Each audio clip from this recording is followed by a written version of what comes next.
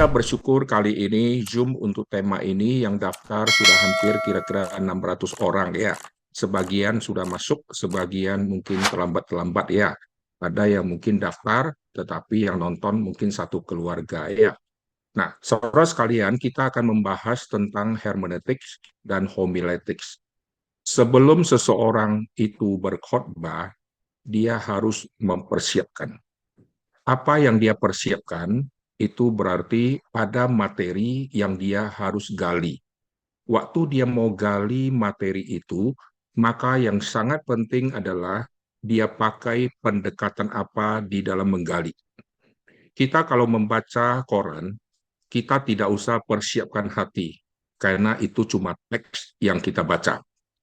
Kita setelah baca, kita sampaikan ke orang lain, kita juga tidak usah berdoa dan siapkan hati. Misalnya, ada terjadi kecelakaan, lalu setelah kita baca berapa yang meninggal, berapa yang selamat, pulang kita langsung cerita kepada anak, istri, ataupun teman-teman yang lain. Kita tidak perlu berdoa dulu supaya penyampaian saya bisa dia mengerti dan tidak salah tangkap. Jangan-jangan dia nanti tangkap saya yang tabrak orang sehingga orang itu mati.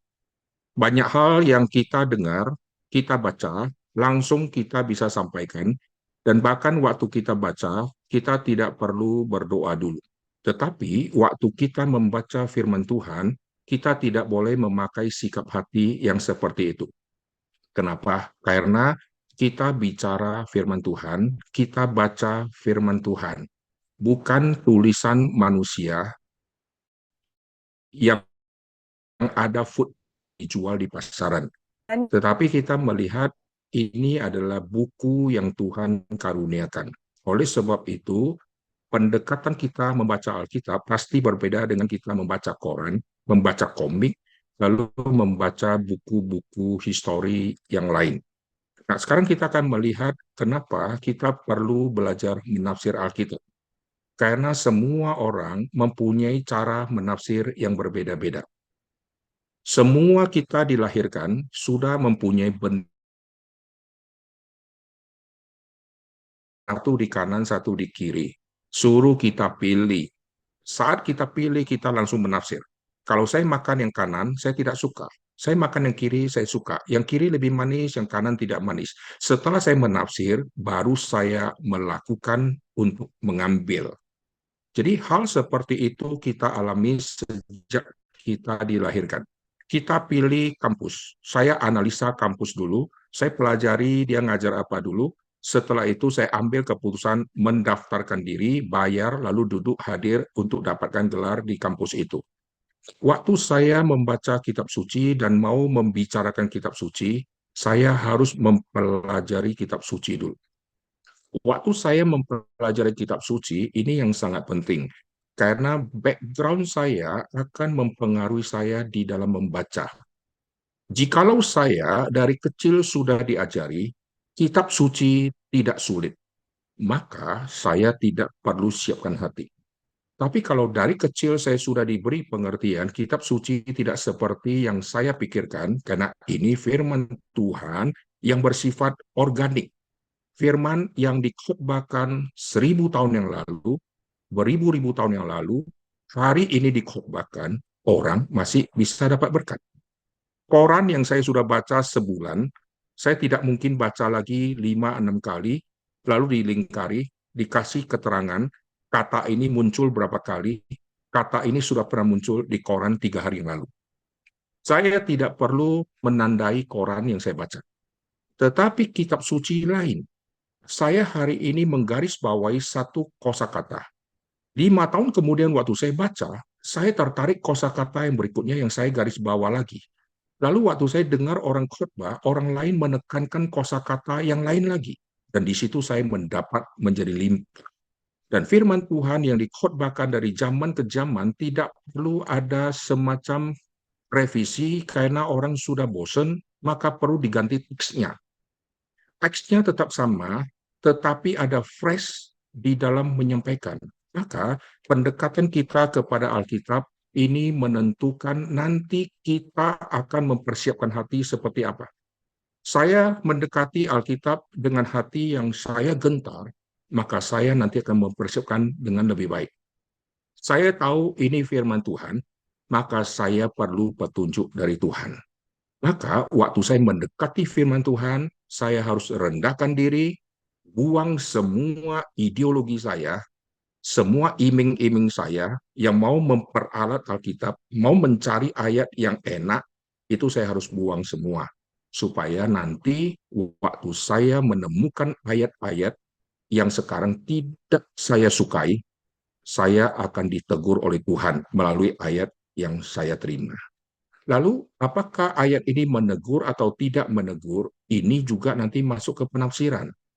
Maka waktu kita menafsir harus hati-hati. Nanti di dalam waktu yang disiapkan ini, saya akan membahas banyak poin yang sangat penting ya. Oke, hari ini saya akan ajak kita lihat dulu betapa pentingnya kitab suci, doktrin Alkitab, dan doktrin Allah. Mari kita lihat Matius pasal yang ke-22. Matius pasal yang ke-22, hari ini saya tidak buat PowerPoint, karena buat PowerPoint lebih lama daripada khotbah 5 kali, saudara ya. Nah, saya tidak bawa PowerPoint, sehingga semua orang harap pegang Alkitabnya di rumah, supaya kita terlatih untuk membuka-buka ya. Nanti saya akan ajak kita melihat ayat Alkitab. Jadi jangan hanya dengar, karena nanti pasti lupa. Matius pasal ke-22, saya akan menyinggung kisah orang Saduki tentang kebangkitan. Lalu nanti Yesus menjawab di ayat 29 pasal 22. Yesus menjawab mereka, kamu sesat sebab kamu tidak mengerti kitab suci maupun kuasa Allah. Nah, perhatikan fondasi yang sangat penting untuk kita mulai mendekati, membaca, dan mengerti Alkitab, yaitu kita mesti mengerti dua doktrin dasar ini. Doktrin dasar ini adalah doktrin Alkitab dan doktrin Allah. Oleh sebab itu, di STT, doktrin ini, Alkitab sama Allah, menjadi doktrin dasar. Allah dan doktrin Alkitab menjadi fondasi yang sangat penting untuk seseorang bisa mengerti dan membaca Alkitab. Orang Saduki membaca kitab suci berbeda dengan orang Farisi, karena mereka Saduki hanya menerima 5 kitab Musa. Farisi menerima seluruh PL. Dari mereka menerima kitab berapa banyak, maka penafsiran langsung akan berbeda. Orang Saduki tidak percaya kebangkitan orang mati. Orang seperti itu kalau baca Alkitab menemukan ada hal-hal yang berkenan dengan doktrin mereka, pasti langsung mereka akan tolak. Farisi percaya kebangkitan orang mati. Nah, perhatikan dua sekte ini sekte yang ada mati dan dia akan bangkit. Orang Saduki pasti tidak kebangkitan, mereka juga tidak akan menerima kok Yesus mati lalu bangkit, Yesus mati untuk menebus dosa manusia. Mereka juga tidak akan menerima. Nah, perhatikan kesalahan dari mereka yang paling fundamental adalah doktrin Alkitab. Lalu doktrin Allahnya mereka kacau. Nah, Alkitab adalah firman dari Allah. Maka kalau dia salah mengerti Alkitab yang adalah firman Allah, dia akan salah mengerti Allah yang memberikan firman itu. Dan kalau dia salah mengerti Allah yang memberikan firman, dia tidak akan menemukan intisari di dalam Alkitab. Alkitab berbicara intisarinya apa, dia akan salah. Maka pendekatan kita yang fundamental yang pertama adalah kita harus mengerti dua doktrin dasar ini, yaitu Allah yang mewahyukan. Kalau kita tidak percaya Allah yang mewahyukan, kita nanti akan berdebat tidak habis-habis, karena menurut kita, kok bisa ya dia tulis sesuatu yang dia dulu belum lahir? Kok bisa ya dia tulis sesuatu yang kelak belum terjadi, tapi kelak akan terjadi? Lalu kok dia bisa tahu ya? Nah, karena dia tidak mengerti doktrin Allah. Lalu kalau kita tidak mengerti doktrin Allah atau Allah yang mewahyukan kitab suci, kita waktu membaca Alkitab, kita akan menemukan banyak hal kontradiksi, lalu kita berkata, ini firman tidak sempurna. Kalau tidak sempurna, berarti ini bukan firman Tuhan. Nah, itu nanti efeknya akan menuju ke sana. Oke, sesi saya bukan membahas doktrin Alkitab ataupun doktrin Allah. Sesi saya akan menuju kepada hermeneutics. Nah, saya akan ajak kita melihat di dalam Alkitab, kita akan lihat di dalam 2 Timotius di pasal yang kedua. Kita nanti akan melihat banyak Alkitab, harap semua pegang Alkitab, dan kita akan buka dengan cepat. Nanti makin lama saya akan ngomong lebih cepat ya. 2 Timotius di pasal yang kedua. Kita akan lihat di ayat yang ke-15. Usahakanlah supaya engkau layak di hadapan Allah sebagai seorang pekerja yang tidak usah malu, yang berterus terang memberitakan perkataan kebenaran, yang terus terang memberitakan perkataan kebenaran itu. Ini di dalam teks yang misalnya terjemahan yang lebih tepat, ini berterus terang, ini di dalam terjemahan yang lebih tepat adalah dengan akurat. Jadi memberitakan firman dengan akurat. Jadi bukan asal-asalan. Ini di dalam bahasa asli mengacu kepada membedah, membedah firman, menguraikan firman, membagi firman dengan benar. Maka firman itu kita bisa bedah-bedah. Koran, berita di koran tidak perlu kita bedah karena tidak ada gunanya. Kita baca langsung mengerti. Tapi firman kita bisa bedah-bedah. Pakai kata ini, tensisnya kenapa ini, dan bedah dengan benar. Oleh sebab itu, kalau bedah dengan benar, saya harus mengerti cara pembedahan di dalam tema hermeneutics. Hermeneutics adalah ilmu menafsir Alkitab, seni. Seni tidak kaku. Metode menafsir perikop ini harus cara 1, 2, 3. Saya tidak boleh perikop ini cuma satu dan tidak boleh ada pengertian yang lain lagi. Sudah final, cuma satu. Tidak bisa, saudara ya, karena firman ini bersifat organik. Yesus adalah Tuhan, betul. Tetapi penyampaian Yesus adalah Tuhan itu bisa dari banyak sudut dan tidak boleh dipatok hanya satu cara memberitakan Yesus adalah Tuhan. Yesus menyembuhkan orang tidak pernah memakai cara yang dia terus ulang-ulang untuk menyatakan ini cara Tuhan bekerja, tidak dipatok oleh satu cara. Sekarang orang kalau menyembuhkan, ada orang sembuh, lalu cara dia pakai untuk orang itu sembuh, dia ulangi untuk orang kedua, ketiga, keempat, akhirnya menjadi tren, ciri khas pendeta ini. Ini tidak Alkitabiah. Yesus tidak pernah memakai cara ini, cara yang sama, lalu berkali-kali. Selalu memakai cara yang berbeda. Termasuk Yesus mengajar prinsip-prinsip kebenaran itu kepada si A, nanti dia bicara kepada si B, ini sudah lain isinya. Dan Yesus tidak ulang-ulang, kecuali pemberitahuan kematian dia kepada para rasul, dia ulang di Injil Matius sampai 4 kali. Oke, sekarang kita lihat ya. Jadi firman itu kita harus berani bedah dia, berani uraikan, berani bagi, tapi dengan akurat. Oke, kita lihat lagi di dalam kitab 2 Timotius di pasal yang ketiga. Perhatikan 2 Timotius pasal yang ketiga. Ini ayat yang sudah sering kita baca ya. Ini nanti setelah pendahuluan kita akan melihat banyak contoh ya, supaya kita mengerti Alkitab itu tidak segampang yang kita pikirkan. 2 Timotius pasal yang ketiga, lihat di ayat yang ke-14, tetapi hendaklah engkau tetap berpegang pada kebenaran yang engkau terima dan engkau yakini. Ini kebenaran yang engkau terima. Lalu ayat ke-15, yang diterima sejak kecil. Nah, penanaman firman Tuhan itu harus dilakukan kepada orang sejak dia kecil. Karena ini akan membentuk dia punya pikiran nanti kalau dia membaca Alkitab, dia memakai pendekatan seperti apa. Kesulitan orang adalah dari kecil tidak membaca kitab suci, tidak diarahkan mengerti kitab suci, mendadak sudah dewasa, lalu dipanggil menjadi hamba Tuhan, sekolah teologianya tidak jelas, lalu sekarang mulai berkhotbah. Waktu dia berkhotbah, dia mempersiapkan diri, dia memakai metode penafsiran yang seperti apa, ini tanda tanya besar.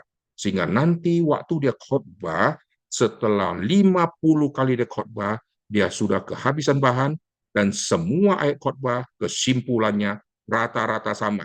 Sehingga Kejadian sampai Wahyu, khotbah ayat apa saja, kesimpulannya harus mengasihi, harus memberi untuk Tuhan, harus melayani, harus menjadi berkat, harus meluangkan waktu. Kesimpulan ayat apa saja, orang waktu dengar sudah bisa tebak.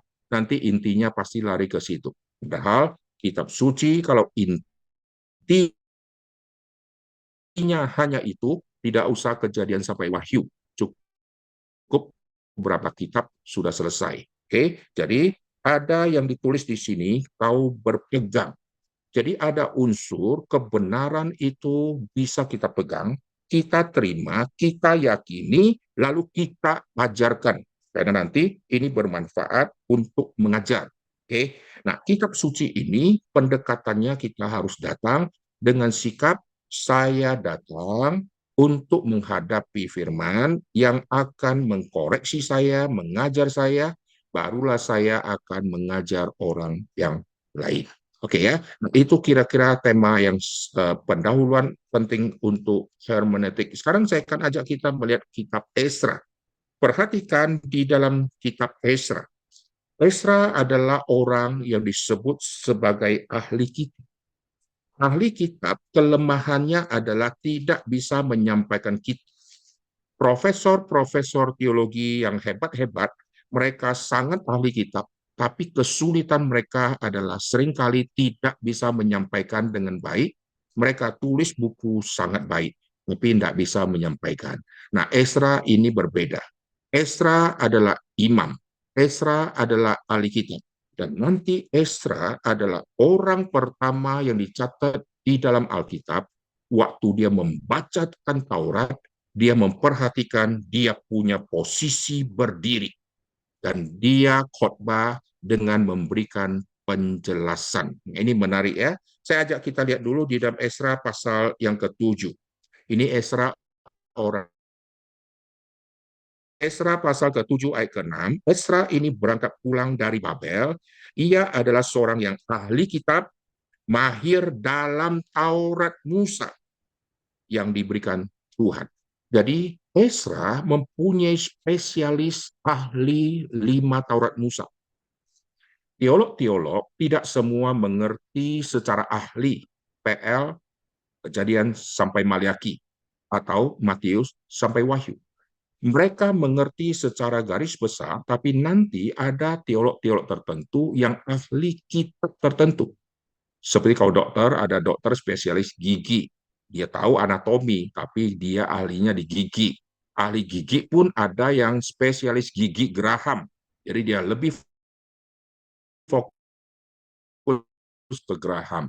Ada orang yang ahli misalnya perumpamaan, tetapi ada orang yang ahli misalnya di kitab Injil. Jadi seluruh kitab Injil, ada yang ahlinya di perumpamaan, ada yang ahlinya di kitab syair, dan yang lain-lain. Nah, Esra ini dicatat dia ahli tulisan Musa. Bukan berarti yang lain dia tidak ngerti ya, dan dia spesialisnya di situ. Maka kalau ada hamba Tuhan tertentu yang spesialis di kitab tertentu, tentu di sastra atau di sejarah, itu karunia dari Tuhan ya. Nah, saudara perhatikan sekarang di ayat yang ke-10. Jadi tugas seorang yang menafsir dan yang akan yaitu bertekad. Esra bertekad untuk meneliti hukum Tuhan. Dan dia berteliti, meneliti Taurat Tuhan, sudah teliti, dia lakukan, dan dia ajarkan. Nah, ini tema penting yaitu hermeneutik tidak boleh berhenti sampai saya mengerti.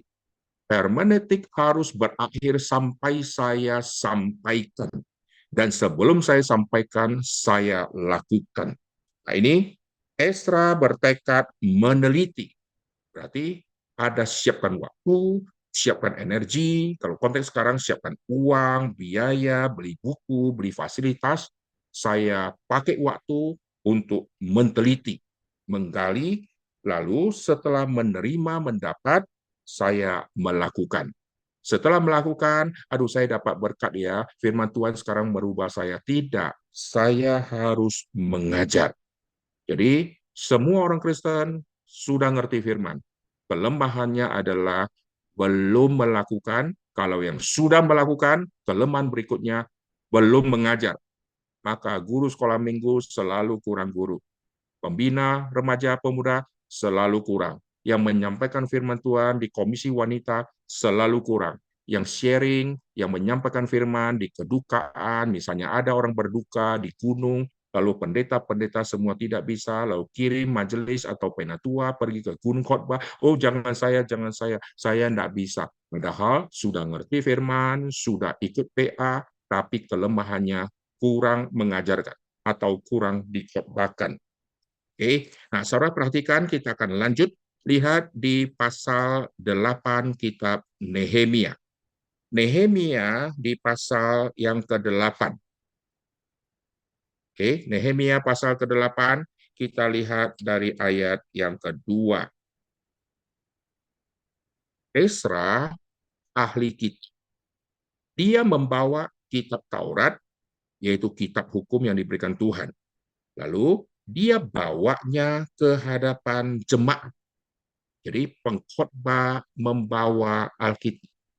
Sekarang pengkhotbah tidak bawa Alkitab, bawanya handphone atau iPad atau laptop. Itu bisa ya, tapi anggunnya bagi saya kurang, saudara ya. Karena buku ini jauh lebih penting dibandingkan sekedar handphone. Pakai handphone. Begitu sampai ke atas, mendadak baterainya habis atau error. Anak saya tadi malam baru rubah passwordnya, misalnya ya, sampai ke mimbar kita gemetaran, saudara ya. Kalau yang buku mau mati lampu lah, masih ada sinar matahari, saya bisa baca.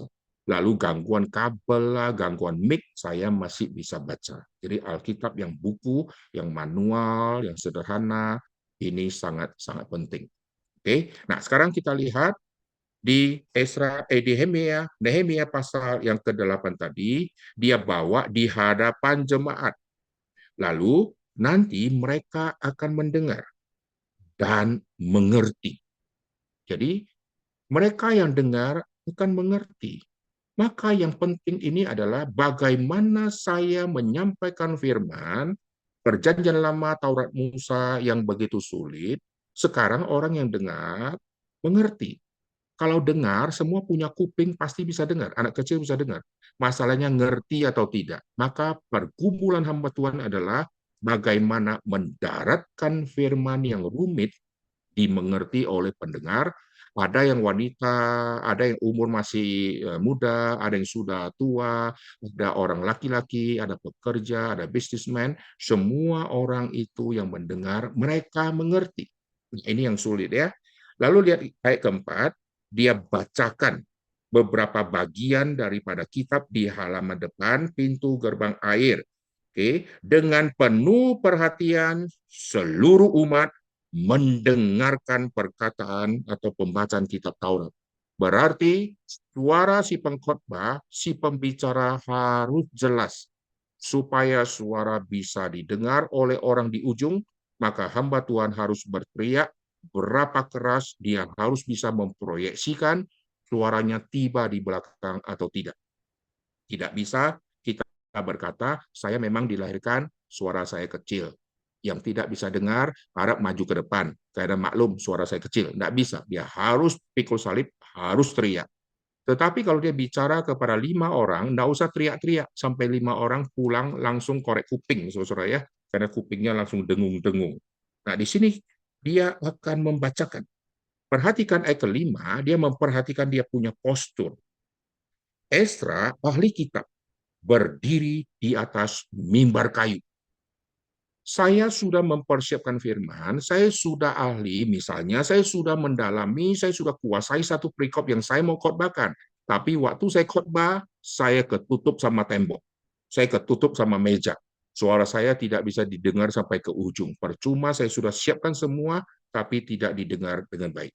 Esra adalah contoh pertama dalam seluruh kitab suci yang memperhatikan dia berdiri, dan di sini dia sudah memakai mimbar kayu. Ini nanti akan menjadi tren pengkhotbah-pengkhotbah yang khotbah memakai mimbar. Oke, nah waktu dia khotbahkan, dia berdiri lebih tinggi. Perhatikan ayat ke-6. Dia berdiri lebih tinggi supaya pembicara menjadi fokus dari seluruh pemandangan. Nggak boleh ada yang membuat pandangan jemaat yang akhirnya tidak fokus. Lagi khotbah, si pianis masih ada di samping, lalu mimbar tidak terlalu luas, lalu pianis lagi korek-korek kuku. Orang yang lihat pengkhotbah lirik-lirik ke pianis itu mengganggu, saudara ya. Maka kalau sudah khotbah, semua yang di mimbar harus turun. Tidak boleh mengganggu pandangan manusia kepada si pengkhotbah. Termaksud semua lighting, lampu, dan seterusnya. Ada yang akhirnya pakai lampu yang terlalu menyorot sehingga orang yang memandang itu silau, atau si pembicara sendiri silau karena disoroti lampu yang sangat-sangat keras sehingga si pembicara harus tutup mata dengan sambil khotbah seperti ini dan seterusnya ya. Nah, itu semua bagaimana kita berdiri dan di depan panggung dan seterusnya. Tapi sekarang gereja-gereja sudah bagus ya, mereka memperhatikan mimbar, tapi ada tempat tertentu yang mimbarnya tingginya luar biasa. Sehingga kalau kami sebagai pembicara, kadang-kadang di gereja tertentu kan kita tidak duduk di mimbar di atas, kita duduk di baris depan di bawah.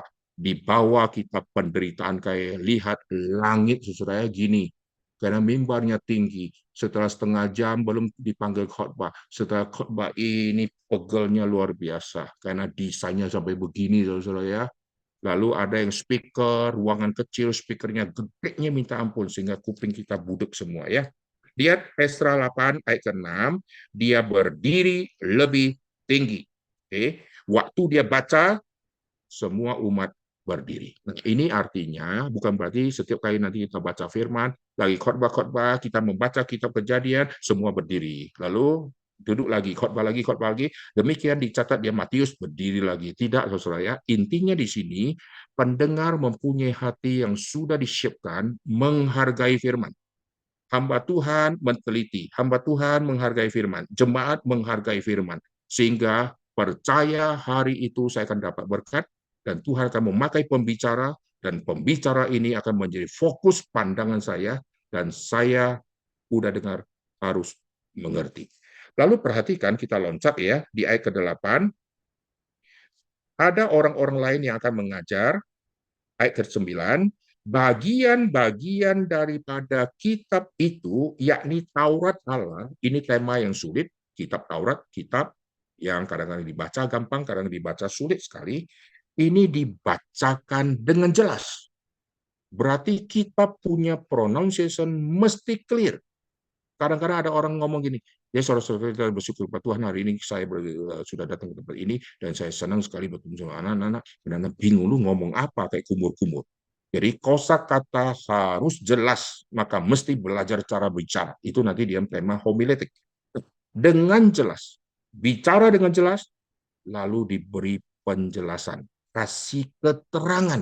Nah, ini nanti bicara hermeneutik, lalu bagaimana menyampaikan teks yang kadang-kadang terlalu sulit, dikasih keterangan, dikasih komentari, dikasih penjelasan, ilustrasi, poin gitu ya, sehingga pembacaan itu dimengerti. Ini pertama kali di dalam sejarah Alkitab ada yang namanya nanti membicarakan firman, mengeksposisi firman, buat semua yang dengar menjadi mengerti.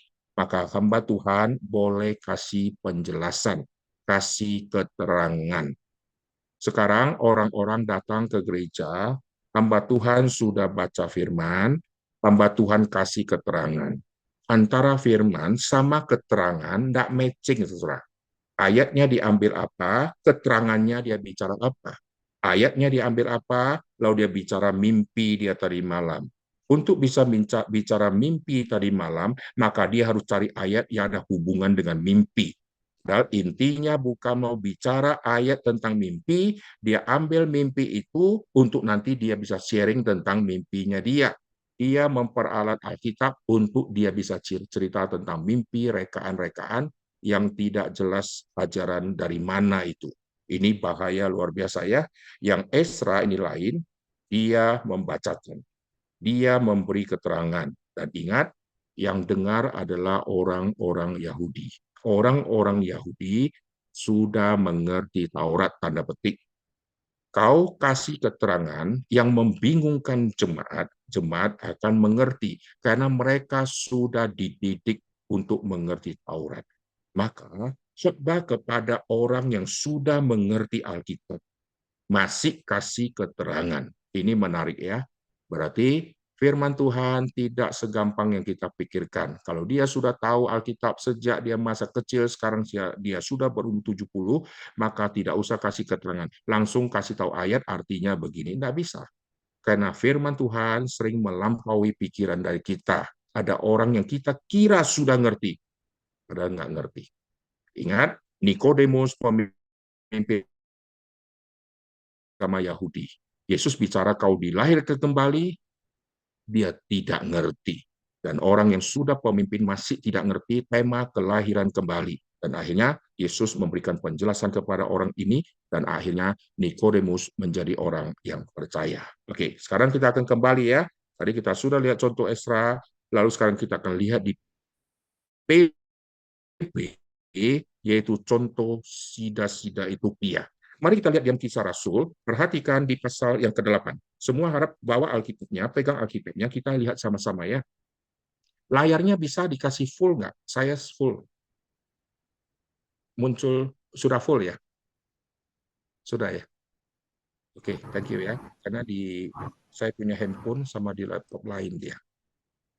Oke, sekarang kita akan lihat di Kisah Rasul di pasal yang ke-8. Ini kalimat sida-sida yang bagi saya kalimat yang sangat agung di dalam Alkitab. Pasal 8 Kisah Rasul di ayat yang ke-30 dan 31. Filipus segera ke situ dan mendengar sida-sida itu sedang membaca kitab Nabi Yesaya. Kata Filipus, mengertikah Tuhan apa yang Tuhan baca itu? Jawabnya, bagaimana aku dapat mengerti kalau tidak ada yang membimbing aku?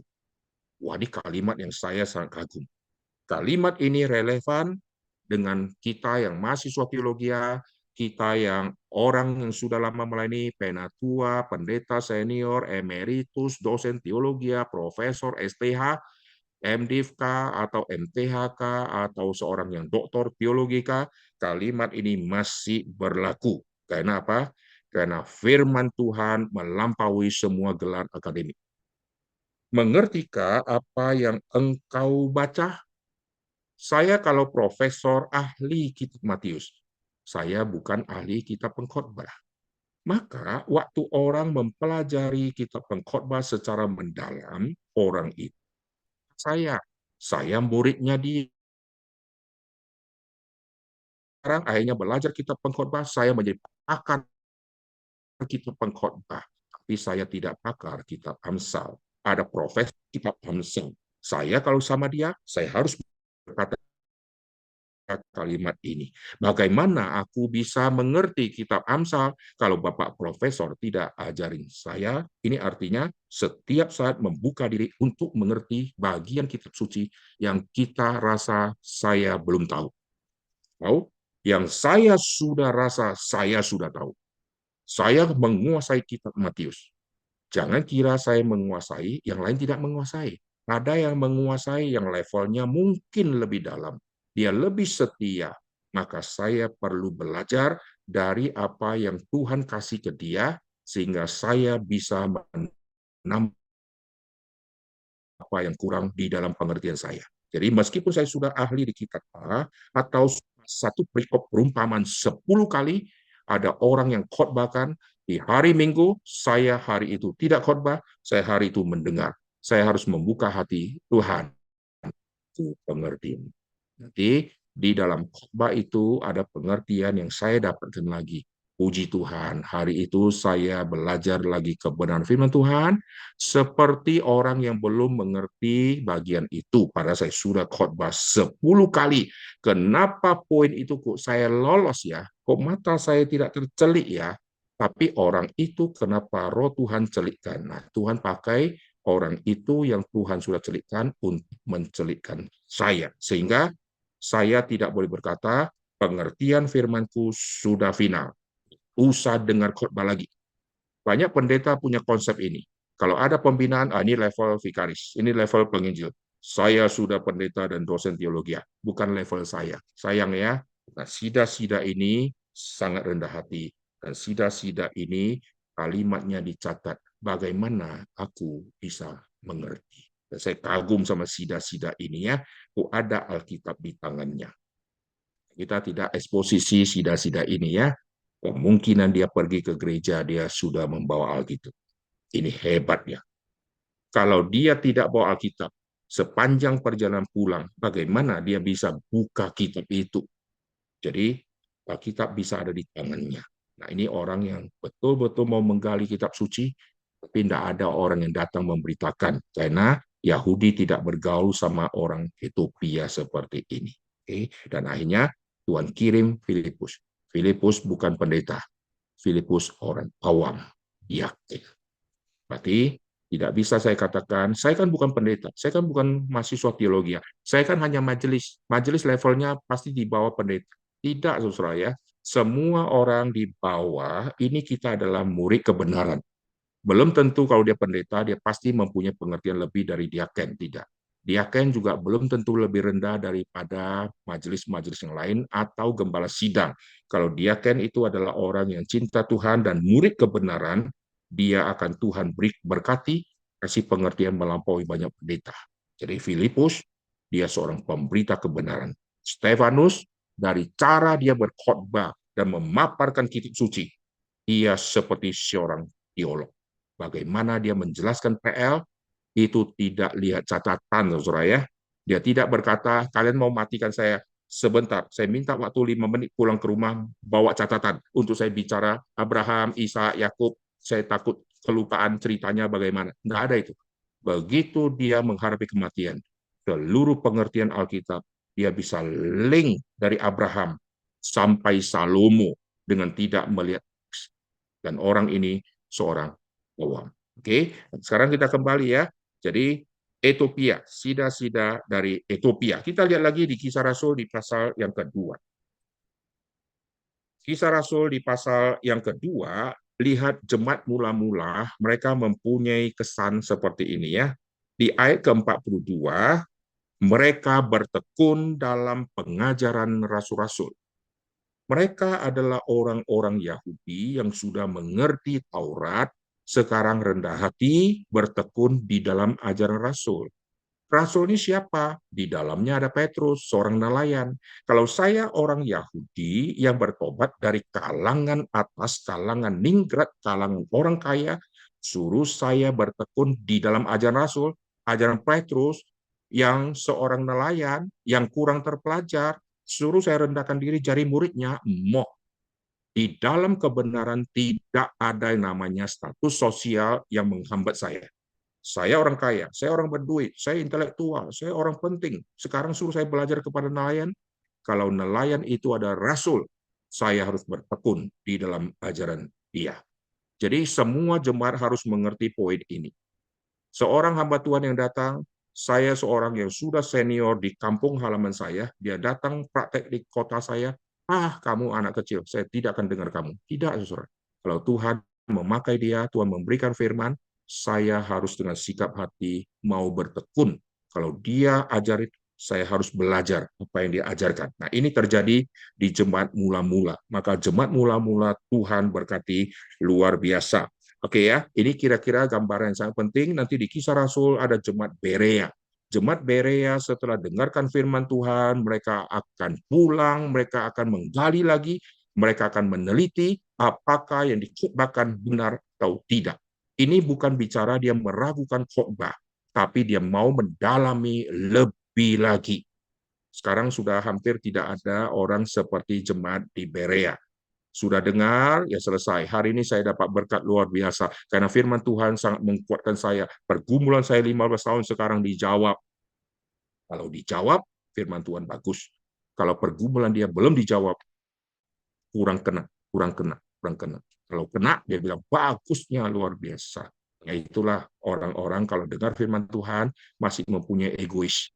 Kadang-kadang dia merasa firman Tuhan saya cocok untuk temanku. Hari ini bagus sekali karena menyerang musuhku. Dia ambil rekaman khotbah, dia bagikan ke musuhnya. Dan ini juga koslet saudara ya. Oke, nah sekarang bagaimana saya bisa mengerti Alkitab? Saya datang kepada kitab suci, harus sadar saya sama kitab suci ini sudah beda zaman. Dan saya bukan penerima kitab suci yang pertama. Paulus tidak tulis ditujukan kepada saya secara pribadi.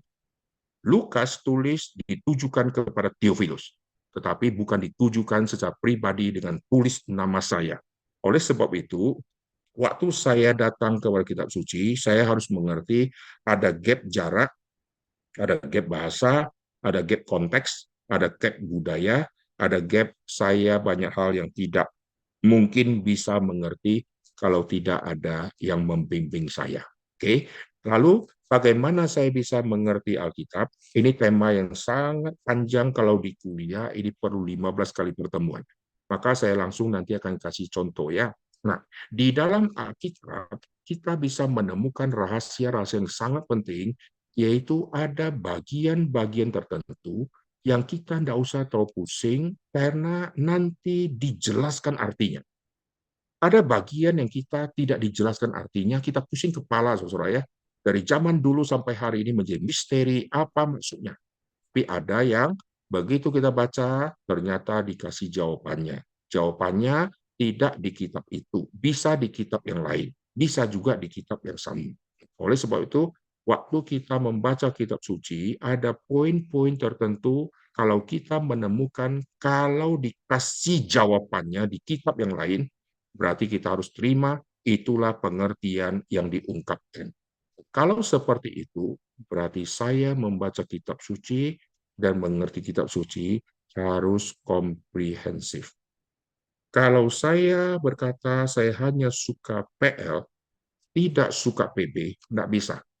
Saya suka PL, tapi ada dua kitab yang saya tidak suka. Tidak bisa. Saya suka PB, tapi hanya kitab Injil. Yang lain saya tidak suka. Tidak bisa. Karena segala tulisan yang diilhamkan Allah, segala. Dan Roh Kudus kalau datang, dia akan memimpin kamu ke dalam seluruh kebenaran. Jadi bukan hanya yang sepotong-potong. Saya hanya suka perumpamaan Yesus. Khotbah di bukit saya tidak suka. Tidak bisa. Harus suka secara keseluruhan. Nah, ini yang membuat kita jadi susah, saudara ya, karena harus menyukai semua. Dengan kita mengerti seluruhnya, maka kita bisa mengkoneknya, saudara.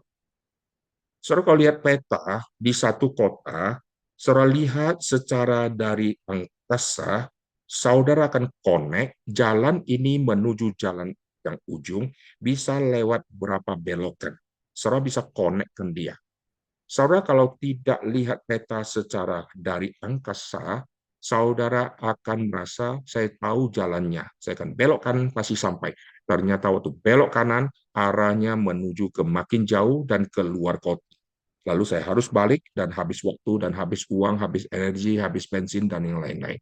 Maka pemetaan secara itu ya, burung elang punya pandangan, itu kita melihat dari atas ke bawah, sehingga kita bisa lihat seluruh jaringan-jaringan ini, seluruh jalan tembusnya, sehingga nanti kita bisa mengamati, oh jawabannya ada di sini. Ini penghubungnya harus lewat sini dan kita akan menemukan di sini, di sini, di sini dan seterusnya. Oke, sekarang saya ajak saudara untuk melihat di dalam kitab Kejadian. Perhatikan di dalam kitab Kejadian, lihatlah di pasal yang kedua. Di pasal yang kedua, kita menemukan penulis kitab suci bisa mempunyai semacam penjelasan. Dia masukkan ide kesimpulan. Kejadian pasal yang kedua. Di ayat ke-24, sebab itu seorang laki-laki akan meninggalkan ayahnya dan ibunya dan bersatu dengan istrinya, sehingga keduanya menjadi satu daging. Mereka keduanya telanjang, manusia dan istrinya itu, tetapi mereka tidak merasa malu. Nah, ini di zaman Adam dan Hawa, tidak ada ayah, tidak ada ibu dari Adam dan Hawa. Di dalam zaman Adam dan Hawa, lalu mereka akan meninggalkan ayahnya. Tinggalkan kemana? Tinggalnya sudah di Taman Eden dan tidak ada ayah dan tidak ada ibu.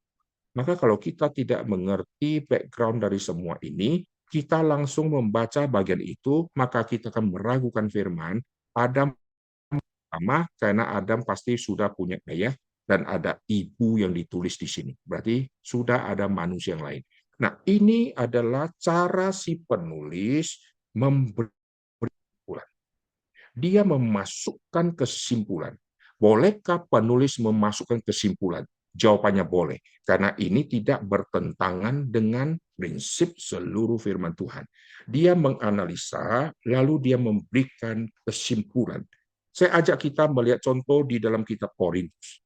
Waktu Paulus menuliskan masalah-masalah di dalam pernikahan, ada yang dia tidak bisa dapat footnote di dalam ajaran Tuhan Yesus, tetapi dia sekarang memberikan kesimpulan.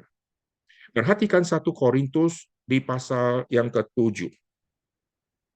1 Korintus pasal yang ke-7, ayat yang ke-10. Perhatikan ini ya.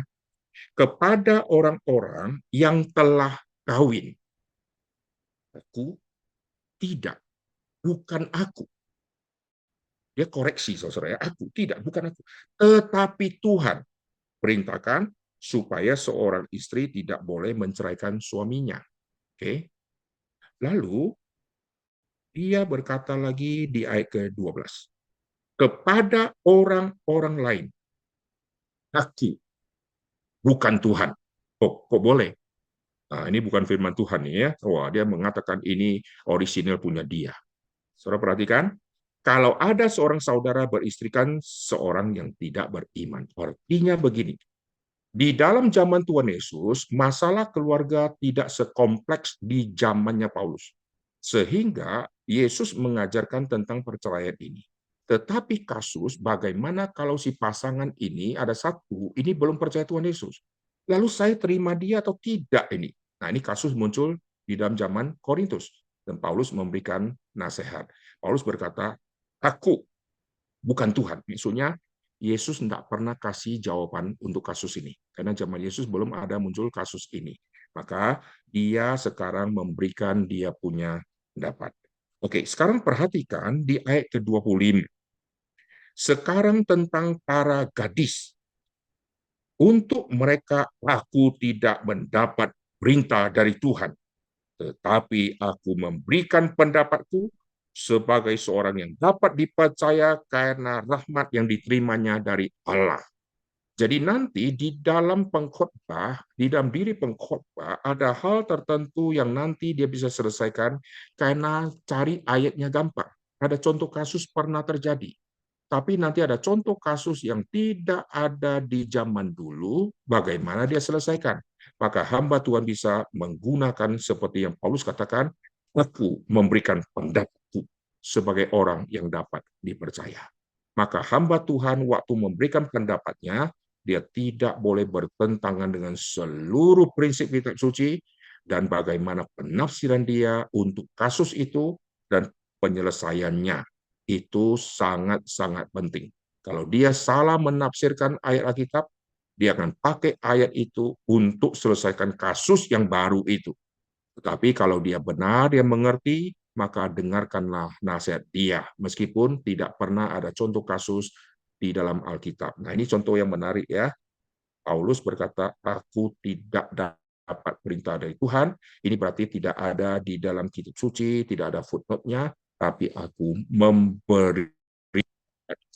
Jadi hamba-hamba Tuhan, saudara harus hargai, karena mereka belajar semua prinsip firman Tuhan, nanti melalui semua prinsip firman Tuhan, zaman lepas zaman, kasus-kasus yang variasi yang baru-baru, lalu firman Tuhan akan menjadi pedoman.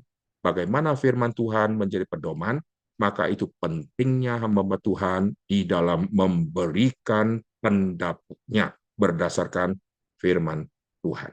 Oke, nah itu prinsip yang sangat penting ya. Kita mengerti bahwa si penulis bisa memasukkan semacam pengertian.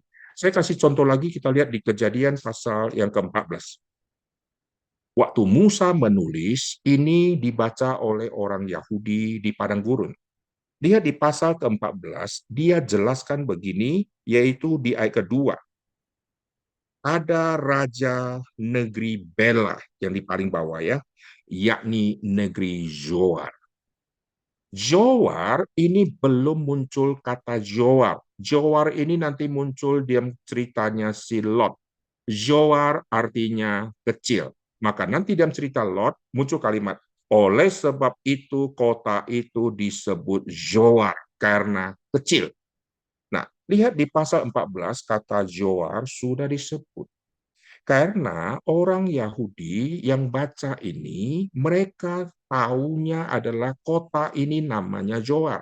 Mereka tidak tahu dulu-dulunya namanya apa. Sebagian mungkin tahu, sebagian nggak tahu.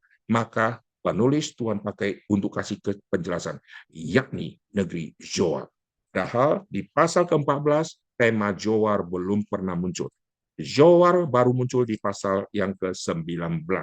Ini ya, ini bagaimana si penulis sudah memasukkan kalimat-kalimat yang sangat penting. Lihat di Kejadian di pasal yang ke-19.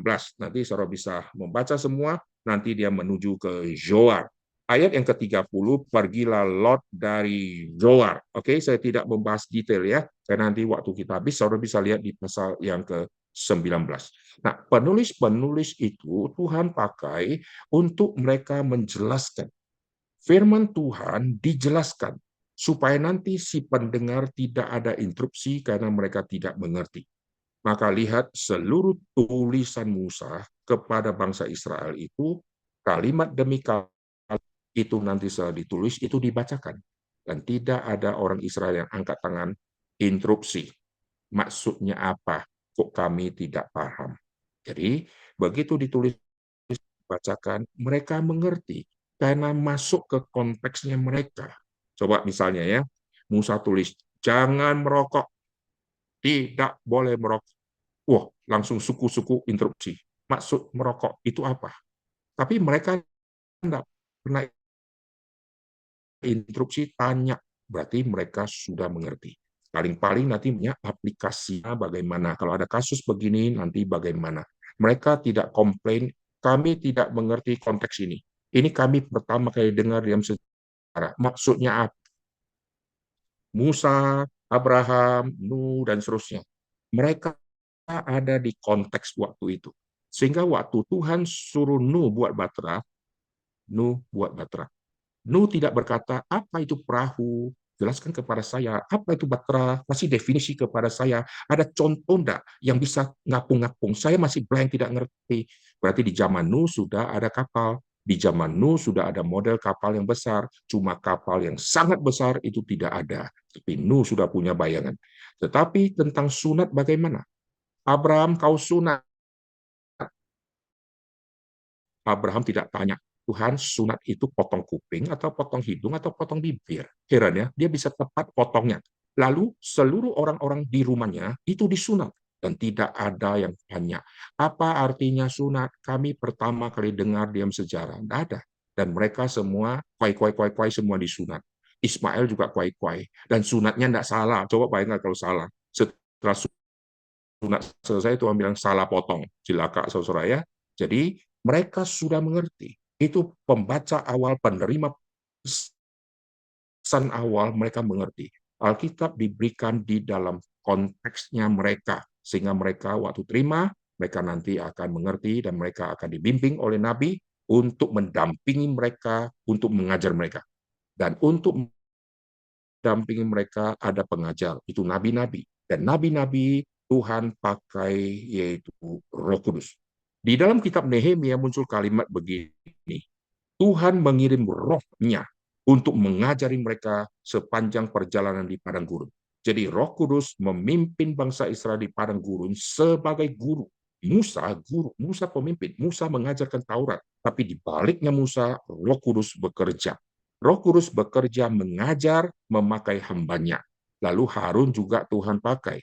Lalu sampai kepada PP, Yesus berkata, aku akan pergi dan akan mengutus Roh Kudus. Dan jikalau Roh Kudus itu datang, dia akan mengajar kamu untuk masuk mengerti seluruh kebenaran. Jadi Roh Kudus adalah guru. Di PL, dia guru yang mendampingi sepanjang perjalanan di padang gurun.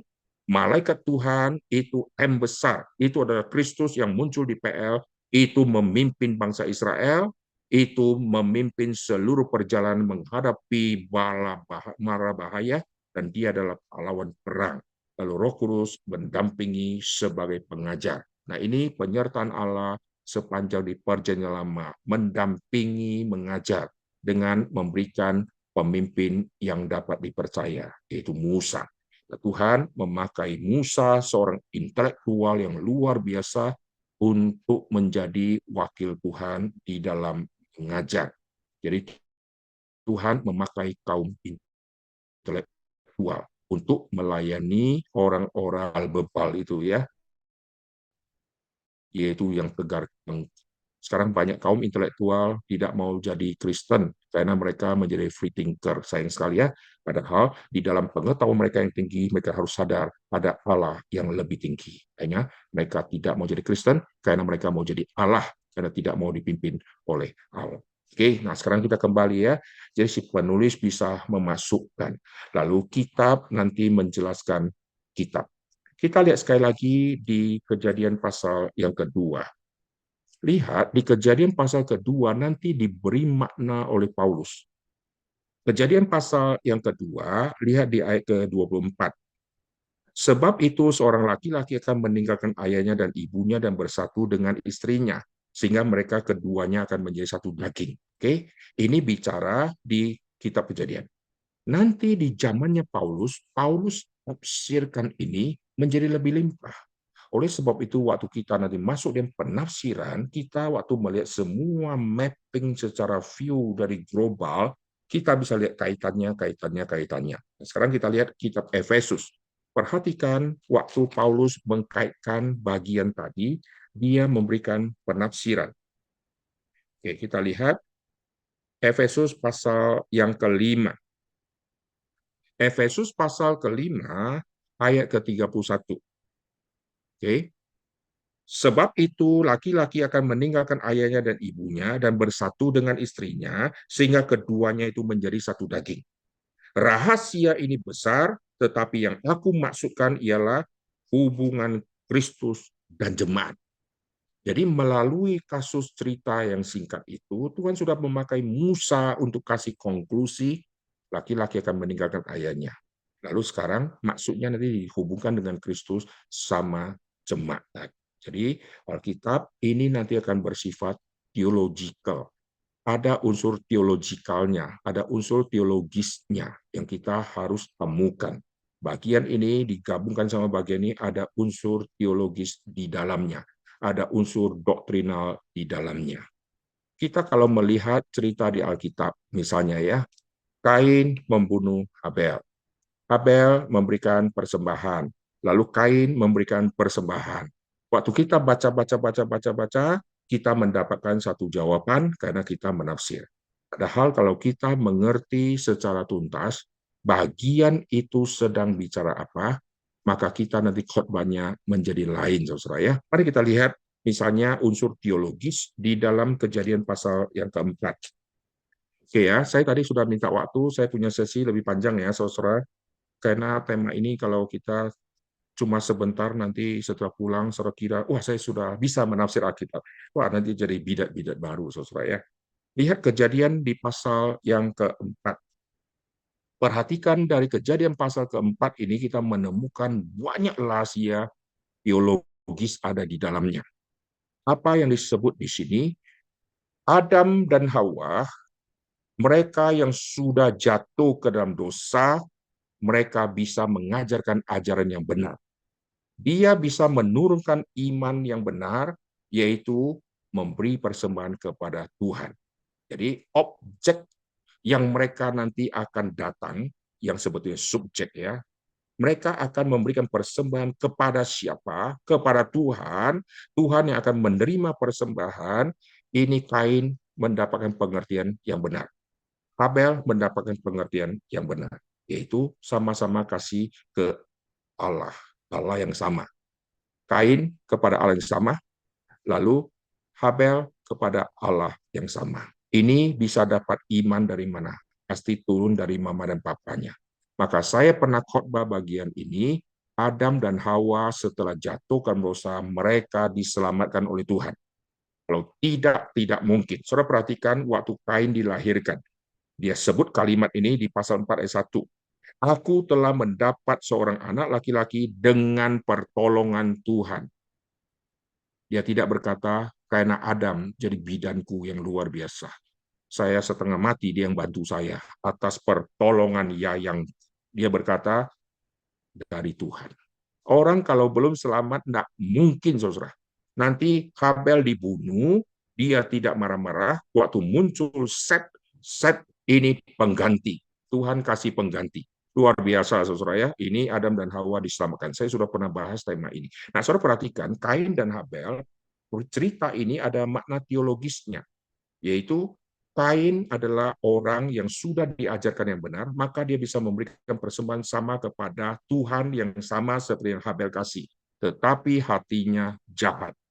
Hatinya jahat, tapi bisa kasih ke Tuhan yang tepat. Tuhannya tepat. Dia ditolak, Alkitab catat, maka nanti kita lihat ya, kenapakah Tuhan tolak dia punya persembahan. Tuhan tolak, ini ada makna teologis, dan Kejadian pasal keempat sudah memberikan makna teologisnya, yaitu Tuhan terima Habel dan persembahannya. Tuhan tolak Kain dan persembahannya. Ini nanti akan berkembang di dalam PB, orangnya mewakili tema iman. Persembahannya mewakili perbuatan. Tuhan lihat imannya, lalu Tuhan lihat perbuatan yang menyatakan iman. Tuhan terima Habel dan persembahannya. Tuhan tolak Kain dan persembahannya. Jadi Tuhan lihat satu set. Iman tanpa perbuatan mati adanya. Perbuatan yang seolah-olah menyatakan iman, ini perbuatan yang palsu, hanya cuplik-cuplik, hanya comot-comot. Jadi iman plus perbuatan. Ini akan menjadi fondasi penting bagaimana kita beriman dan melakukan. Ini sudah muncul di dalam pasal keempat. Ini makna teologis ada di sini. Lalu Habel memberikan persembahan lemak.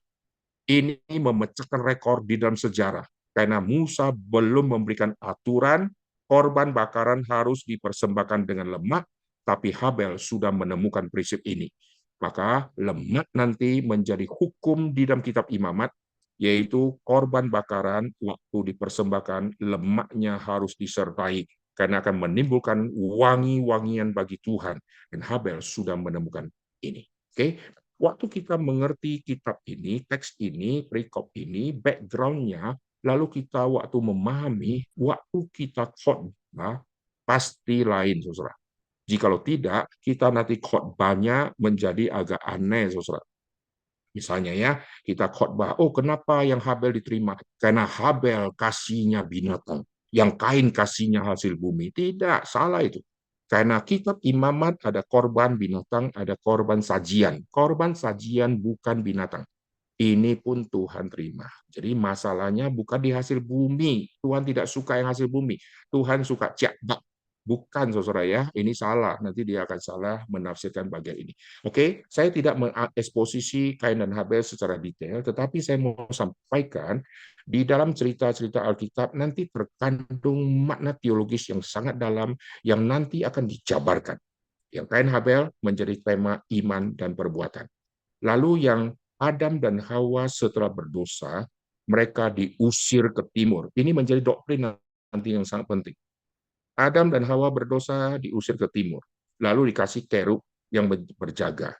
Lalu nanti di zaman Kain, Kain membunuh, Kain akan larikan diri dan dia akan pergi ke timur. Jadi orang jahat akan menuju makin timur, makin timur, makin timur. Di Menara Babel itu keturunan dari Ham. Mereka dari pasal ke-10, keturunan Ham sudah disebut ada Babel, ada tanah Sinear. Di pasal ke-11, mereka menuju ke timur di tanah Sinear. Itu semua orang-orang jahat menuju ke timur. Lalu yang Adam ada Kerub. Nah, nanti semua ini menjadi tema teologis yang sangat penting sampai ke PB Tuhan gerakkan orang Majus dari timur kembali. Artinya timur kembali ke barat. Nah, di dalam perjanjian lama, pendirian kemah suci, Tuhan memakai patron yang mirip seperti ini, yaitu di tempat kemah suci ada pintu. Pintu itu ada di timur. Dari timur itu, nanti orang yang datang, mereka datang dari timur, mereka akan ketemu pintu timur. Lalu mereka mulai masuk, nanti di dalamnya ada ruang maha suci, ada ruang suci. Jadi ruang suci dulu, baru ruang maha suci. Dan maha suci ini di tempat yang paling barat. Jadi artinya nanti waktu mereka masuk untuk kembali kepada Tuhan, mereka harus masuk melalui pintu timur.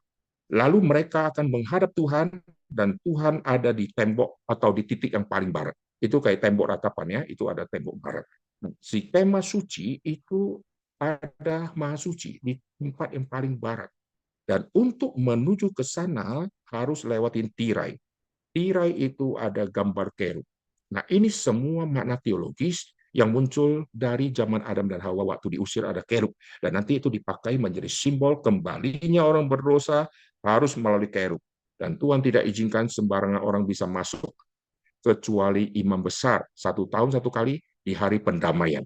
Nanti kematian Tuhan Yesus itu tirainya, kerubnya akan tersobek sehingga tidak ada lagi pembatas, sehingga bisa langsung datang, langsung masuk. Nah, itu mengandung makna teologis. Jadi Alkitab mengandung makna teologis tersembunyi di dalamnya dan ada doktrinal yang sangat penting yang kita harus temukan. Nah, misalnya tema covenant, atau tema kerajaan Allah, tema kerajaan surga, dari zaman PL sampai kepada zaman PP seperti apa. Itu semua ada makna teologis yang menyatu. Lalu ada tema-tema yang praktika juga ada. Tema-tema yang bersifat kronologis, ini semua juga ada. Oke ya, sekarang kita kembali. Saya akan kasih contoh-contoh karena ini kita bicara hermeneutik ya. Saya akan kasih gambaran-gambaran kira-kira Alkitab kita di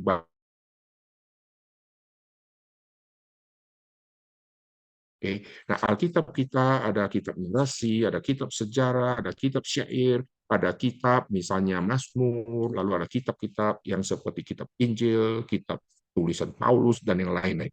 Semua ini memakai pendekatan penafsiran yang berbeda-beda. Nggak bisa kita pukul rata, seperti saya baca koran, saya bisa mengerti koran, maka saya pakai cara membaca koran untuk membaca seluruh kejadian sampai wahyu. Saya akan tafsirkan dengan cara yang sama. Nggak bisa.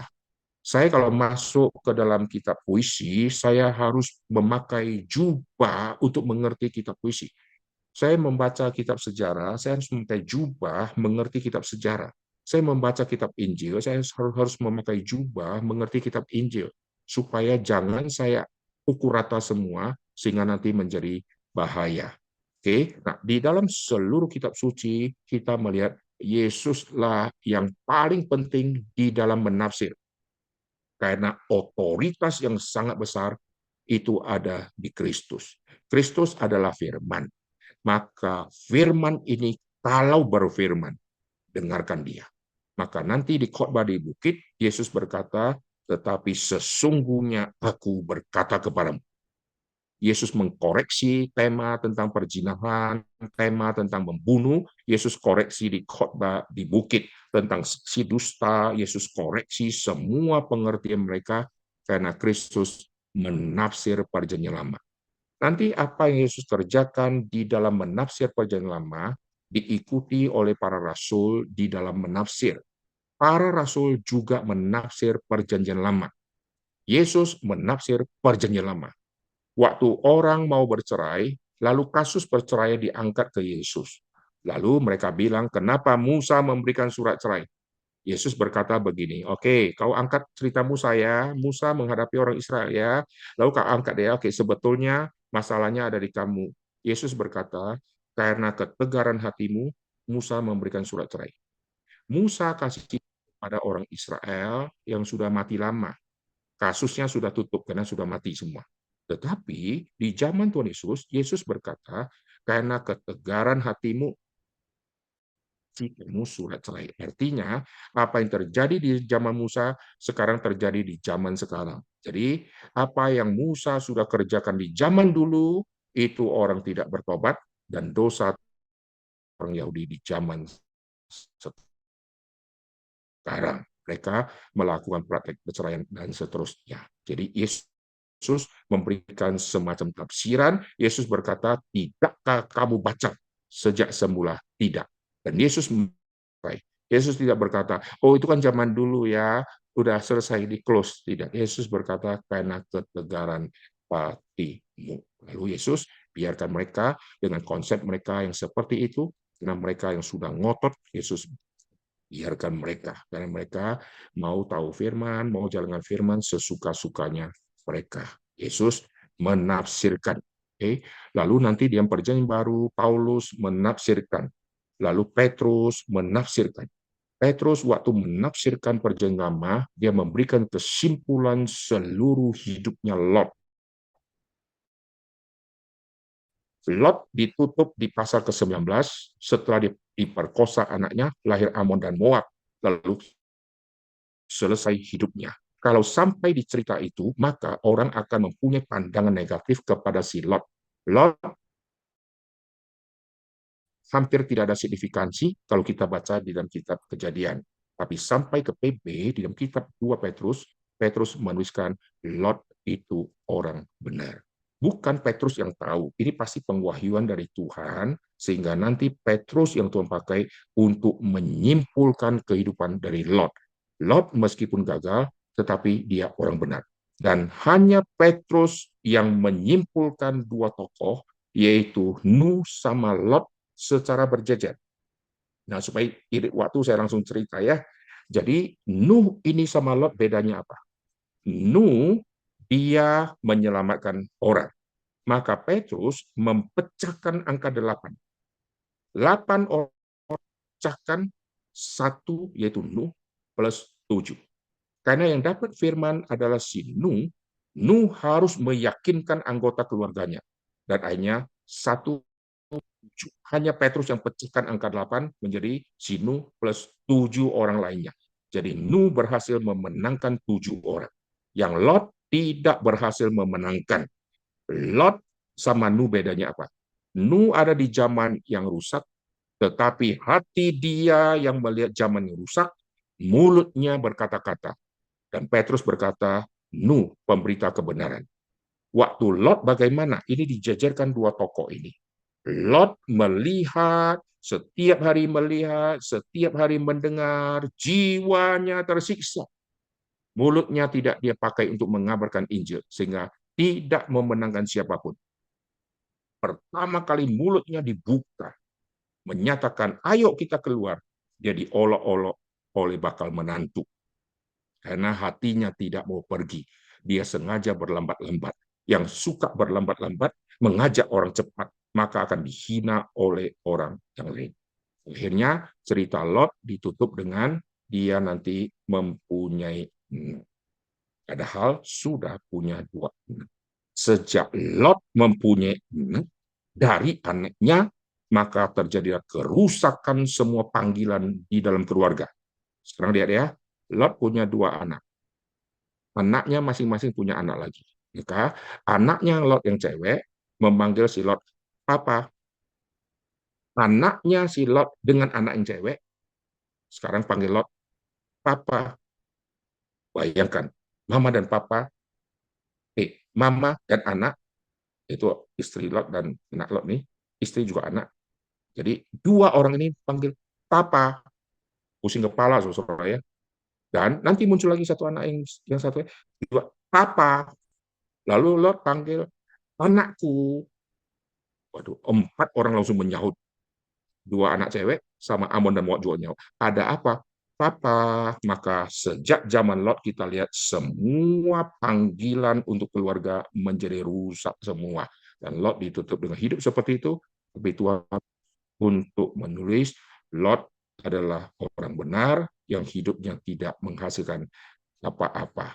Dan Petrus juga menyimpulkan semua cerita zaman dia kontraskan dengan zaman akhir zaman.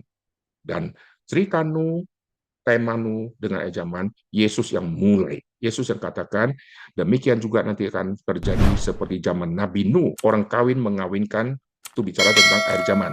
Lalu Petrus juga mengkontraskan antara cerita Nuh dengan akhir zaman. Dulu bumi pertama dibersihkan dengan air, tapi kelak akan memakai api. Nah, lihat ya, ini penulis di PB yang jauh konteks sama PL, mereka seolah-olah saling saut menyaut karena semua ini dari Tuhan. Mereka seolah-olah bertanggapan. Saya bicara ini, kamu jawab ini. Saya bicara ini, kau puji ini. Saya kasih ini, tidak kasih kesimpulan, nanti engkau yang akan menyimpulkan. Nah, ini ada bagian-bagian yang kita bisa lihat seperti ini ya. Tetapi ada bagian-bagian yang tidak dijelaskan.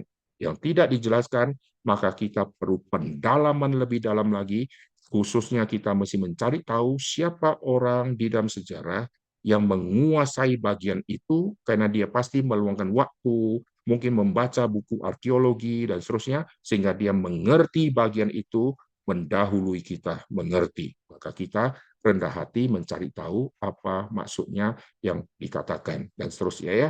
Oke, nah waktu kita menafsir, lihat kadang-kadang si penulis kitab suci memberikan semacam clue ya, semacam apa ya, kalimat-kalimat penting untuk kita perhatikan. Saya kasih contoh sederhana. Mari kita lihat di Yohanes pasal yang ketiga. Waktu si penulis kitab Yohanes, yaitu si Yohanes, dia memberikan indikator yang sangat penting, khususnya cerita Nikodemus.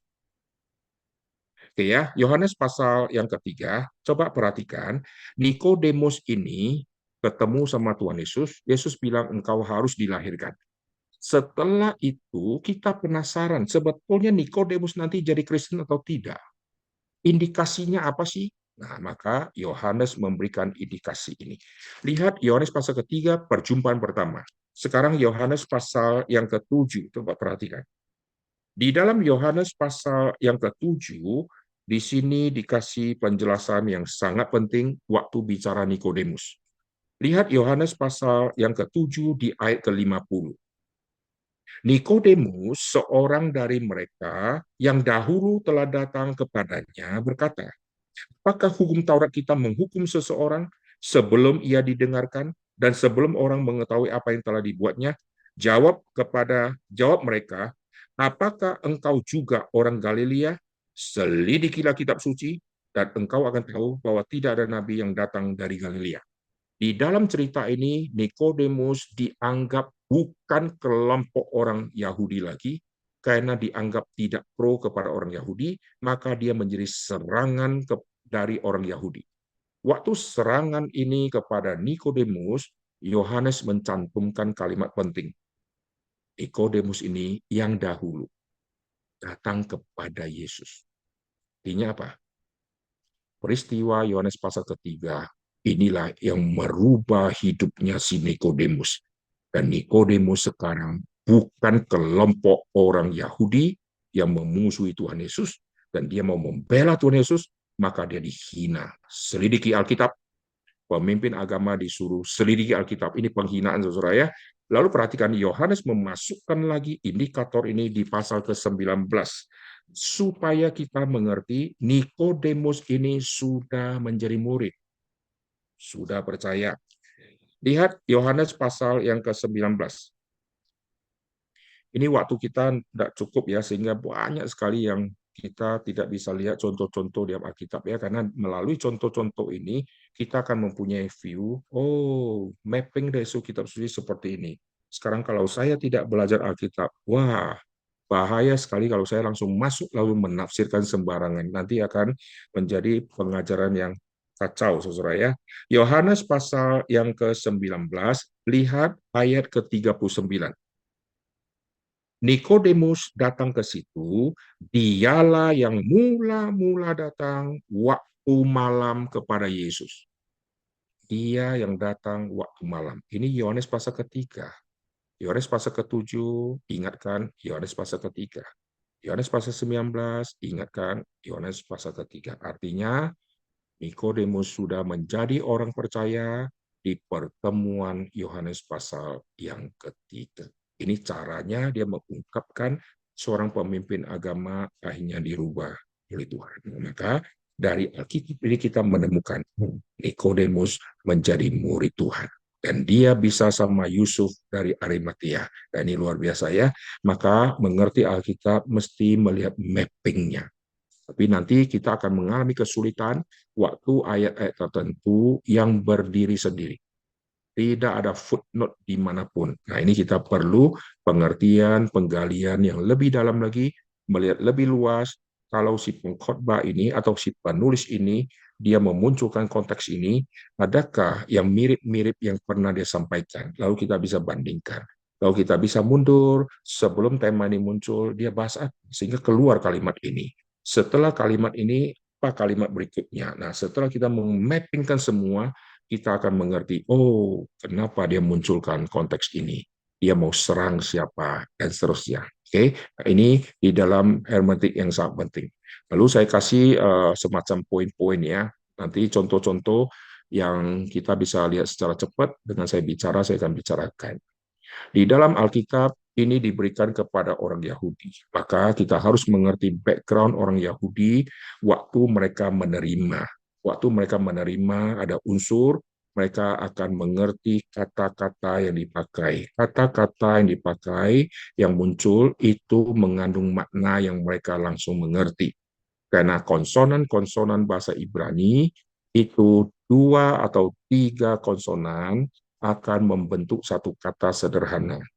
Kata sederhana itu bisa dijabarkan artinya melalui pengertian konsonan A, konsonan kedua, konsonan ketiga. Lalu tiga konsonan waktu digabung, orang akan mengerti kalimat ini bicara tentang apa. Itu seperti Mandarin ya, orang yang ngerti Mandarin ada tulisan segini, ini gabung ini menjadi satu kata. Kalau kata ini dipecah-pecah, oh ternyata ada empat unsur penting sehingga berkata. Di Yahudi juga ada penggabungan konsonan-konsonan membentuk satu kata. Maka waktu kita meneliti kitab suci, kita baca bahasa Indonesia tidak jelas, kita bisa lihat ke dalam bahasa aslinya. Bahkan akan memberi kepada kita pengertian. Saya kasih contoh ya, waktu Ishak menantikan wanita yang datang, siapakah wanita ini, dia jodohku atau bukan. Ini resiko sangat besar ya. Jikalau hambanya Abraham mempunyai kriteria cantik yang tidak benar, orang ini tidak begitu tepat, ketemu wanita mana saya dia langsung ambil gitu ya. Lalu sudah itu serahkan ke Isa. Wah, Isa sini mau terima atau tidak, nanti ditolak sakit hati. Pengumuman Isa yang sangat dalam. Catat waktu Isa menanti, bahasa asli yang dipakai Isa beribadah. Isa di dalam sikap seperti semedi, hatinya beribadah sampai menanti, sehingga dari satu kata yang muncul dalam kitab Perjanjian Lama itu kita menemukan Isa adalah orang yang sangat, dia tidak menunggu pasif ya, dibawa siapa yang begini cewek ya udah saya nikah, saya tidak. Dia sambil menunggu dengan sikap beribadah menantikan siapa.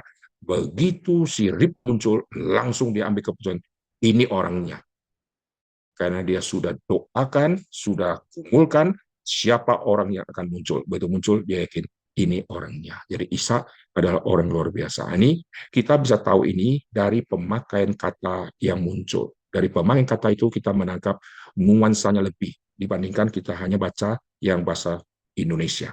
Lalu di dalam tulisan bahasa Indonesia ini mempunyai banyak kelemahan. Nah, hari ini saya tidak membahas ya. Nanti kalau ada orang tanya, kenapa ada angka tentara, angka pasukan, angka kereta, jumlahnya sekian, di kitab lain kenapa jumlahnya sekian, kenapa ada beda. Saya tidak membahas itu ya, saudara bisa lihat di komentari, karena semua perdebatan yang menyerang Alkitab, semua sudah dijawab. Tidak ada yang tidak pernah dijawab. Karena semua serangan kepada Alkitab yang beribu-ribu serangan itu, semua sudah dijawab dan sudah dikasih penjelasan. Jadi saudara bisa lihat, saya tidak bahas itu ya. Nah, saudara lihat di dalam kitab suci seolah-olah kadang-kadang akan terjadi seperti.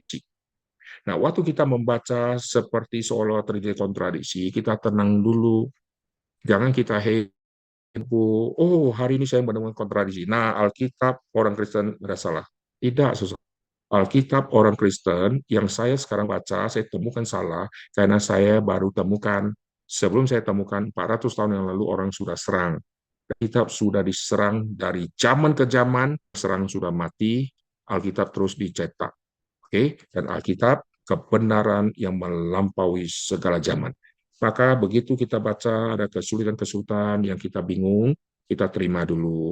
Tunggu, kadang setahun kita baru dapat pengertian. Kadang-kadang sebulan kita dapat pengertian. Kalau kita rajin cari, Tuhan kalau kasih pengertian, oh kita bersyukur.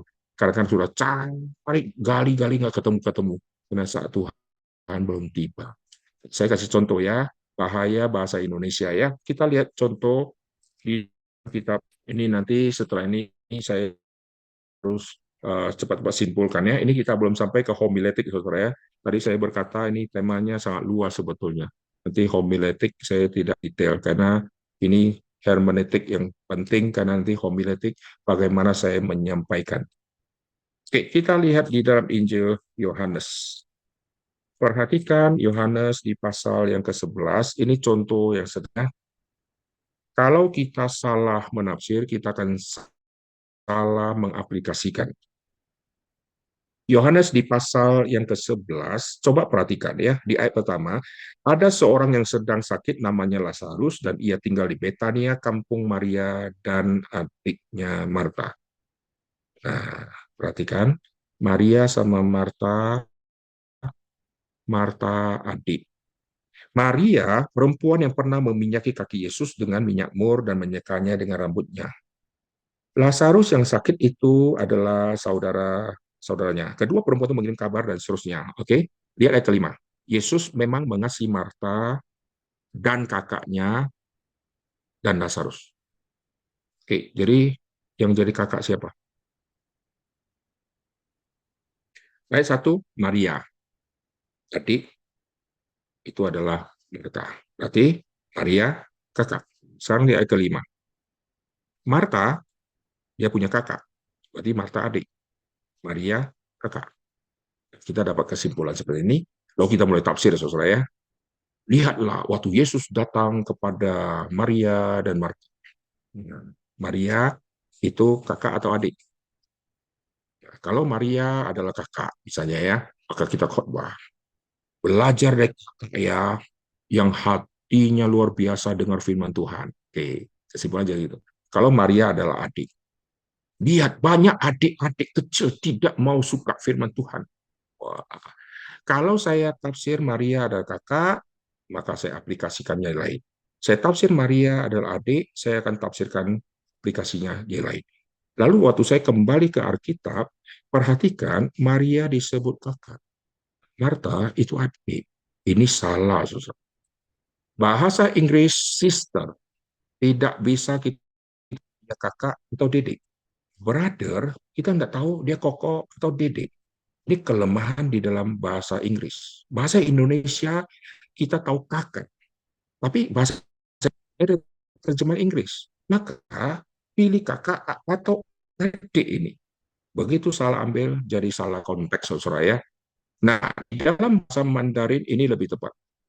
Di dalam bahasa asli ini sangat tepat.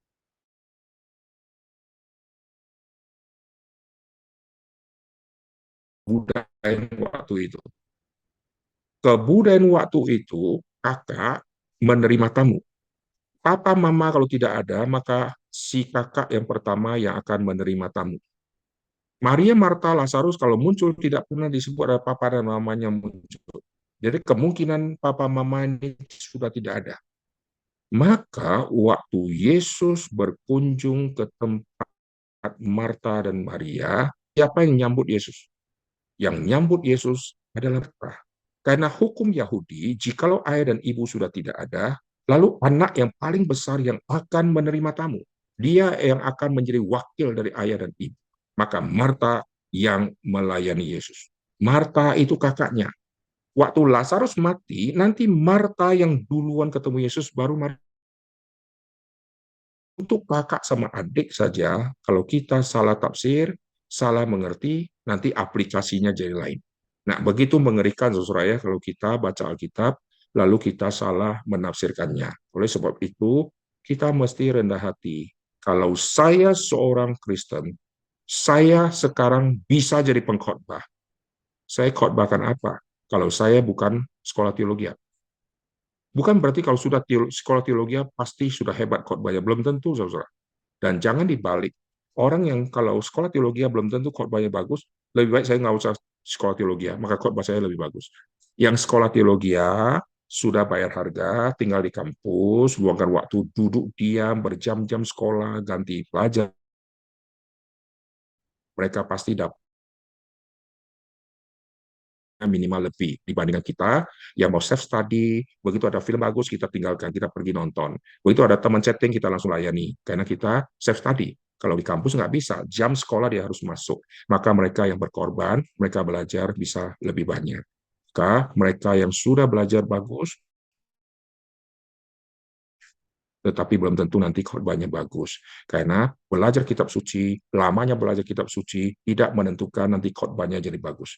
Karena ada unsur penyertaan Tuhan yang memakai lidah untuk mengaplikasikan firman di dalam khotbah. Saya bisa siapkan banyak, saudara, tetapi nanti waktu disampaikan itu masuk atau tidak. Ini peranan Roh Kudus sangat besar. Saya bisa pakai semua teknik berkata-kata, teknik motivator, tapi kalau Tuhan tidak menyertai firman, orang dengarnya hanya semacam radio, terus teriak-teriak. Tapi kalau saya disertai oleh Tuhan, dan saya yang penuh dengan keterbatasan, kalau Tuhan mengurapi pemberitaan firman, kalimat sederhana pun Tuhan akan pakai untuk merubah orang. Jadi seorang pengkhotbah, dia menyampaikan sebelumnya sudah jungkil balik, dia mengamati kitab suci dan membedah-bedah kitab suci, dan dengan hati bertekad bukan suka-suka kalau ada waktu luang hari ini 1 jam, besok-besok tidak sempat, nanti minggu depan 1 jam lagi nggak bisa, harus bertekad meneliti, baru nanti waktu dia sampaikan ada bobot dan ada pengertian yang mendalam. Oke, karena kita nanti ada tanya jawab, saya harus selesaikan dan harus nanti serahkan kepada moderator ya. Nah, waktu kita memang tidak bisa cukup karena di dalam waktu singkat kita harus mengerti hermeneutik dan harus mengerti homiletik, saudara ya. Untuk homiletik ini ada tema khusus yang bisa lebih dalam. Nah, saya akan kasih semacam gambaran ya. Yesus sama orang Farisi. Orang Farisi ngerti Alkitab. Yesus dianggap orang yang tahu sederhana karena Yesus dari kalangan sederhana. Lalu mereka memandang rendah kepada Tuhan Yesus, tapi mereka tidak sangka yang Yesus punya pengajaran diajarkan dengan penuh kuasa. Setelah khotbah di bukit muncul kalimat, orang-orang yang mendengar mereka berkata, ini beda dengan ahli Taurat karena nggak ada kuasa di ahli Taurat. Yang orang ini ada kuasa. Jadi kalimat-kalimat, kosakata semua bisa kita pakai sama. Tapi masalahnya Tuhan mengurapi kosakata yang kita pakai atau tidak. Maka satu sisi saya luangkan waktu untuk menggali. Satu sisi saya waktu untuk bagaimana menyampaikan dengan kuasa Tuhan. Saya perlu Roh Kudus untuk menafsir. Saya perlu kuasa Roh Kudus untuk menyampaikan. Dan saya perlu temu keterangan-keterangan, ilustrasi untuk mendukung pembahasan saya supaya orang yang mendengar itu mengerti. Setelah mereka mengerti, saya harus kembali menggali lagi untuk menyampaikan. Karena kita saluran berkat, maka setelah satu kali, tidak boleh kita berkata, puji Tuhan, kalau sudah satu kali dipakai, Tuhan akan pakai saya terus-menerus. Tidak, saudara. Tuhan akan pakai kita, belum tentu seterusnya. Tuhan terus pakai, menyertai sampai sekian lama, puji Tuhan. Kadang-kadang seorang hamba Tuhan berkhotbah, dia tahu kuasa Tuhan menyertai besar. Kadang-kadang setelah khotbah, dia tahu keringnya luar biasa, karena roh Tuhan tidak menyertai pemberitaan firman. Jadi saudara bisa, Tuhan tidak menyertai, semua kalimat jadi omong kosong dan ongkos.